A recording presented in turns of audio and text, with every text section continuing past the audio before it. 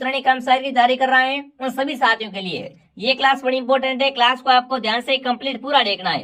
आज हम दोस्तों हिंदी के इंपॉर्टेंट क्वेश्चन देखने वाले हैं और आपके एग्जाम हिंदी से दोस्तों आपके 30 नंबर का मैटर आएगा। मतलब दोस्तों चतुश्रेणी के लिए हिंदी है वो बहुत इंपॉर्टेंट विषय है। तो चलिए विद्यार्थियों क्लास का शुभारंभ करते हैं। अपन देखते हैं हिंदी से कैसे कैसे प्रश्न आएंगे, ठीक है ना। इन प्रश्नों को याद कर लो और बढ़िया तरीके से तैयारी कीजिए। तो क्लास का पहला ही क्वेश्चन आपके सामने क्या पूछा है, निम्नलिखित में से विचित्र का पर्यायवाची क्या होगा। फटाफट कमेंट करेंगे। विचित्र का पर्यायवाची क्या होगा वो आपको बताना है। विरुद्ध, प्रतिकूल, विलक्षण या विपरीत। शब्द है विचित्र। विचित्र का क्या पूछा आपसे, पर्यायवाची शब्द पूछा है। तो एक बार सभी साथी कमेंट कर देंगे कौन सा ऑप्शन दोस्तों आपका राइट है, विलक्षण, ठीक है ना। विचित्र शब्द का पर्यायवाची क्या होता है, विलक्षण होता है। जो भी ऑप्शन सी कमेंट कर रहा है सी ऑप्शन आपका सही है, ठीक है ना। एक बार सभी साथी क्लास को अपने दोस्तों के साथ में शेयर कर दो ना। कपड़ा का पर्यायवाची बताइए, बताओ भाई कपड़े का पर्यायवाची क्या होता है, चलन, वसन, गगन या जंगल। फटाफट कमेंट कर देंगे। तो कपड़े का पर्यायवाची क्या होता है दोस्तों आपका, वो होता है वसन। वसन क्या है दोस्तों, कपड़ा का पर्यायवाची होता है, ठीक है ना। पर्यायवाची हो गया, विलोम शब्द हो गए, ऐसे ऐसे क्वेश्चन आएंगे। लोक शब्द का विलोम क्या होगा, विलोम का मतलब होता है उल्टा। लोक का विलोम क्या होगा, फटाफट कमेंट करेंगे दोस्तों। द्विलोक, अलोक, विलोक या परलोक। फटाफट कमेंट करो चलो दोस्तों। तो लोक का विलोम क्या होता है, परलोक होता है, ठीक है ना। लोक का विलोम क्या होगा, परलोक हो जाएगा। अगला सवाल दोस्तों आपके सामने, आवर्त शब्द का विलोम क्या होगा। आवर्त शब्द का विलोम है वो क्या होगा, ठीक है। विमोचित, आचित्र, परिचित्र या दोस्तों अनावर्त। आवर्त का विलोम है वो क्या होगा, फटाफट कमेंट करेंगे। नाम से स्पष्ट है दोस्तों, आवर्त का विलोम या उल्टा क्या होता है, अनावर्त होता है, ठीक है ना। जो भी ऑप्शन नंबर डी कमेंट कर रहा है डी ऑप्शन आपका राइट है, ठीक है ना। जिसने भी क्लास को लाइक नहीं किया है क्लास को लाइक और आर पे स्टडी को सब्सक्राइब कर लो। यहाँ पर दोस्तों आपको चतुर्श्रेणी की है संपूर्ण तैयारी करवाई जाएगी, वो भी निःशुल्क। तो फटाफट क्या करें सभी साथी दोस्तों सब्सक्राइब कर ले। अगला सवाल दोस्तों आपके सामने, कौन सा शब्द एक शब्द का विलोम है। एक का विलोम क्या होगा दोस्तों, भौतिक, सांसारिक, परलौकिक या अलौकिक। फटाफट कमेंट करेंगे। एक शब्द का उल्टा क्या होता है दोस्तों, एक का विलोम क्या होगा, परलौकिक। ध्यान रखना विद्यार्थियों, एक का विलोम क्या होगा, पारलौकिक हो जाएगा। जो भी ऑप्शन सी कमेंट कर रहा सी ऑप्शन आपका सही है, ठीक है ना। अब दोस्तों आपसे क्या पूछा है, अब आपसे पूछा शब्द युग्म। देखो इसमें बड़ा ध्यान रखना, इसमें गलती मत करना विद्यार्थियों। अबे शब्द है और उबे शब्द है। शब्द का क्या करना है, आपको सही अर्थ बताना है। पहले आपको अबे का अर्थ पता करना है, उसके बाद उबे का अर्थ पता करना है। निर्भय दोनों, हवा अग्नि, पढ़ना पढ़ाना दोनों या निर्भय। अब देखो पहले आपको क्या पूछा, क्रमशः बताना है ना। पहले आपको अबे का दोस्तों अर्थ पता करना है। तो अबे का मतलब क्या होता है, निर्भय हो जाएगा। और अब उबे का मतलब दोनों। तो ऑप्शन जो भी ए कमेंट कर रहा है ना ऑप्शन ए आपका सही है, ठीक है ना। हिंदी से आपके एग्जाम ऐसे ऐसे क्वेश्चन आएंगे, मेरी गारंटी है। अगला सवाल दोस्तों आपके सामने, किस क्रमांक में अंबुज और अबुझ शब्द का सही अर्थ है। अब देखो यहाँ पर क्या करना है आपको दोस्तों, अंबुज शब्द है देखिए अबुझ शब्द, इनका सही अर्थ क्या है आपको बताना है। कमल बादल, पृथ्वी आकाश, जल धरती या गुलाब बादल। अंबुज का मतलब क्या होता है बताइए क्या आपको। अंबुज का मतलब क्या होता है दोस्तों, कमल होता है ना। अंबुज का मतलब क्या होता है, कमल होता है। और अबुझ का मतलब क्या होता है, बादल होता है। तो जो भी ऑप्शन ए कमेंट कर रहा है ऑप्शन ए आपका सही है, ठीक है ना। ऑप्शन ए आपका सही रहेगा। अगला सवाल दोस्तों आपके सामने क्या पूछा है, बच्चे खेल रहे हैं अर्थ के आधार पर वाक्य निम्न में से किस प्रकार का है। वाक्य की पहचान करनी है। बच्चे खेल रहे हैं ये वाक्य किस प्रकार का है, प्रश्नवाचक वाक्य है, विधानवाचक है, निषेधात्मक वाक्य है या दोस्तों आपका आज्ञावाचक वाक्य। बताओ बच्चे खेल रहे ये वाक्य कैसा है दोस्तों, ये वाक्य विधान वाक्य कैसा है, विधान वाक्य हो जाएगा। जो भी ऑप्शन बी कमेंट कर रहा है बी ऑप्शन आपका सही है। अगला सवाल दोस्तों आपके सामने, माँ का लड़का कहाँ गया ना, माँ का लड़का कहाँ गया, उद्देश्य का विस्तार भेद लिखिए। आपको बताना दोस्तों माँ का लड़का कहाँ गया, उद्देश्य का विस्तार भेद क्या रहेगा। विशेषण है, सार्वनामिक विशेषण है, संबंध कारक है या दोस्तों वाक्यांश है। तो देखो माँ का लड़का मतलब क्या होगा यहाँ पर, माँ का लड़का मतलब संबंध कारक हो जाएगा। जो भी ऑप्शन सी कमेंट कर रहा सी ऑप्शन आपका राइट है। जिसने भी टेलीग्राम ज्वाइन किया और लिंक से टेलीग्राम ज्वाइन कर लो, आपको बढ़िया पीडीएफ वगैरह मिल जाएगी, नोट्स लिखवाए जा रहे हैं। तो फटाफट क्या करो, आप पीडीएफ के लिए आप आर पे स्टडी का टेलीग्राम ज्वाइन कर लो। टेलीग्राम कहाँ पर मिलेगा, वीडियो के नीचे लिंक है, उस लिंक से ज्वाइन करो, ठीक है। अगला सवाल दोस्तों क्या पूछा आपसे, निम्नलिखित शब्दों में शुद्ध शब्द है, इनमें से शुद्ध शब्द कौन सा बताओ। निम्न शब्दों में से शुद्ध शब्द है वो कौन सा आपको पहचान करना है। आगामी, अजमाइश, अंताक्षरी या आशीर्वाद। तो ध्यान रखना तीनों गलत है, सही कौन सा है, आगामी शब्द ये शुद्ध है। आगामी शब्द यहाँ पर क्या है, शुद्ध है, बाकी सब क्या है, अशुद्ध है। ठीक है ना। आगे बढ़ते दोस्तों, अगला सवाल, निम्न में से कौन सा शुद्ध शब्द है, वयस्क, श्राप, तात्पर्य या कर्तघन। फटाफट कमेंट करो, निम्न में से कौन सा शब्द शुद्ध है। तो आपको पता चल गया होगा दोस्तों, इनमें से शुद्ध शब्द कौन सा है, वो है आपका वयस्क। वयस्क शब्द शुद्ध है, ठीक है ना। ऑप्शन ए आपका सही है। अगला सवाल दोस्तों आपके सामने क्या पूछा है, निम्नलिखित प्रश्न के 4 विकल्पों में से उस विकल्प का चयन करें जो शुद्ध वाक्य का सबसे अधिक विकल्प है। इनमें से बताना है चारों में से सबसे अधिक शुद्ध वाक्य कौन सा है, सबसे अधिक शुद्ध वाक्य कौन सा है। एक कविताओं की पुस्तक मुझे दीजिए, एक कविता की मुझे पुस्तक दे दो, कविताओं की एक पुस्तक मुझे दीजिए, या दोस्तों कविता की एक पुस्तक मुझे दे दो। मतलब सबसे सही कौन सा है, इन चारों में से दोस्तों सबसे शुद्ध वाक्य है वो कौन सा हो जाएगा, वो है दोस्तों आपके देखिए, वो दोस्तों कौन सा है, कविताओं की एक पुस्तक मुझे दीजिए। ये वाक्य क्या इन चारों में से सबसे शुद्ध वाक्य है। ठीक है। अगला सवाल दोस्तों आपके सामने कर्म संबंधी अशुद्धि वाला वाक्य है। इनमें से किस दोस्तों वाक्य में क्या है, कर्म संबंधी अशुद्धि है। ठीक है ना, आपको पहचान करनी है कर्म संबंधी अशुद्धि किसमें है। सीमा सुंदर साड़ी है, सीमा की सुंदर साड़ी है, राधे बहुत धनवान है, मैना चरखा चलाती है, या बच्चे तालाब में नहाते हैं। फटाफट कमेंट करेंगे कर्म संबंधी अशुद्धि कौन सी है, वो आपको पहचान करनी है। हिंदी से आप कैसे ऐसे क्वेश्चन आएंगे, अगर आपको ये प्रश्न आते हैं तो बहुत बढ़िया, बाकी क्लास से डेली आएगी, राजस्थान जी के, हिंदी वगैरह सब की। ठीक है ना। तो बिल्कुल कर्म संबंधी अशुद्धि किसमें है, सीमा की सुंदर साड़ी है। बिल्कुल ऑप्शन क्या रहेगा दोस्तों, ऑप्शन ए आपका राइट रहेगा।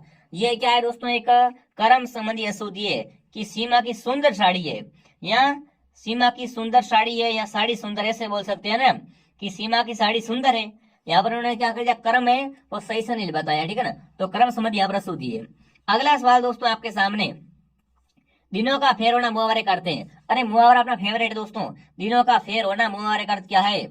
देखिए, अजीब हालत होना, बहुत जल्दी जल्दी होना, भागे का चक्कर, या दिन काटे न काटना।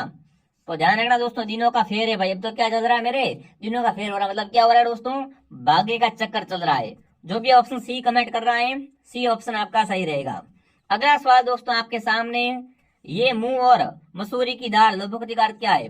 ये मूंग और मसूरी की दाल लोभोक्ति का सही अर्थ क्या रहेगा। मजबूरी में आदमी सब कुछ करता है, केवल ऊपरी दिखावा है, पुराना गौरव समाप्त, या अपनी औकात से बढ़कर होना या करना। अरे भाई साहब, है ना, आप भी वो सुना होगा ना, बंदर क्या जाने अदरक का स्वाद, वही बात यहाँ पर बताइए कि ये मूंग और मसूरी की दाल, मतलब दोस्तों अपनी औकात से बढ़कर होना या करना, उसे अपन क्या कह सकते हैं, ये मूंग और मसूरी की दाल। ठीक है, आगे बढ़ते हैं। हिंदी बहुत इंटरेस्टिंग विषय है ना, हिंदी बहुत शानदार विषय है, और हिंदी से आपका एग्जाम में 30 नंबर का मैटर आएगा। इससे अधिक क्या ही चाहिए अपन को, है ना, अपन पढ़ के आए हिंदी वगैरह सब। अब देखिए, पक्षपात पूर्ण व्यवहार करना, भाव की व्यक्ति हुई है। इनमें से किसमें है ना, पक्षपात पूर्ण व्यवहार किया जा रहा है। चिराग तेल अंधेरा, दाल में काला होना, अंधा बाटे रेवटी फिर अपनों को दे, या दोस्तों तिनके में की ओट में पहाड़। अब देखो विद्यार्थियों, पक्षपात व्यवहार कब होगा, तो यहाँ पर देखो अपनों को दे रहा, मतलब क्या हो रहा है दोस्तों, अंधा बाटे रेवटी फिर भी अपनों को दे, मतलब यहाँ पर क्या हो रहा है, पक्षपात हो रहा है। ये क्या है दोस्तों वाक्य आपका, पक्षपात भाव की यहाँ पर अभिव्यक्ति हुई है। सी ऑप्शन आपका सही है। अगला सवाल दोस्तों आपके सामने, सूरज पर थूकना मुहावरे का सही अर्थ है। सूरज पर थूकना मुहावरे का सही अर्थ क्या होगा। मुहावरे, लोपोक्तियां, शब्दार्थ, बहुत अच्छे प्रश्न है विद्यार्थियों। सूरज पर थूकना मुहावरे का सही अर्थ क्या है दोस्तों, लीक से हटकर कार्य करना, निर्दोष पर कलंक लगाकर बदनाम करना दोस्तों, असंभव कार्य करना, या सूर्य से घृणा करना। सूरज पर थूकना मुहावरे का सही अर्थ पूछा आपसे, फटाफट कमेंट बता देंगे विद्यार्थियों। सूरज पर थूकना मतलब क्या होगा दोस्तों, निर्दोष पर कलंक लगाना। क्या करना दोस्तों, किसी भी निर्दोष पर कलंक लगाकर उसको बदनाम करना। तो वो क्या रहेगा, ऑप्शन बी आपका राइट रहेगा। ठीक है। अगला सवाल दोस्तों आपके सामने, वर्दी संधि का उदाहरण नहीं है। इनमें से बताओ कौन सा शब्द है वो वर्दी संधि का उदाहरण नहीं है। अभ्यागत, एक एक, या जलोग, या दोस्तों बताओ वर्दी संधि किसमें नहीं है दोस्तों। तो अभ्यागत है ना, अभ्यागत, अभ्यागत में दोस्तों वर्दी संधि नहीं है। बाकी सब क्या है, तीनों के तीनों दोस्तों आपके वर्दी संधि के उदाहरण है। ऑप्शन ए आपका सही है। ठीक है। अगला सवाल दोस्तों आपके सामने, भावुक का सही संधि विच्छेद क्या होगा? भावुक शब्द का क्या करना है आपको यहाँ पर? संधि विच्छेद करना है। बिल्कुल, जिसने भी क्लास को लाइक नहीं किया है, क्लास को लाइक और आर पे इस वीडियो को सब्सक्राइब करो, एक बार चेक करो। अगर आपने सब्सक्राइब नहीं किया तो सब्सक्राइब करो, आपको ही फायदा होगा। क्लास डेली आती है, बिल्कुल फ्री क्लास है, मैं आपको संपूर्ण तैयारी करवाऊंगा।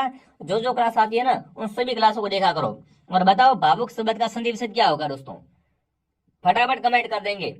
तो भवोधन उक, भावुक और संधि कौन सी है दोस्तों? अयादी संधि। यहाँ पर संधि कौन सी है? अयादी संधि है। सी ऑप्शन आपका सही है।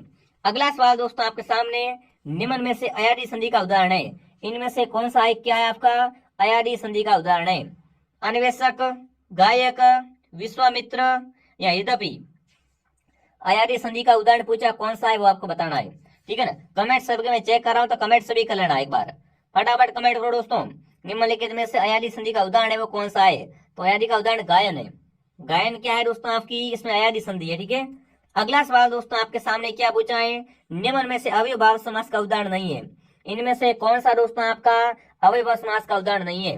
देखिए, अनुसार मतलब अवसर के अनुसार, यथा योग्य जो जितना योग्य है, या सम परिवार परिवार के साथ में, रोगानुमुक्त मतलब रोगों से उन्मुख।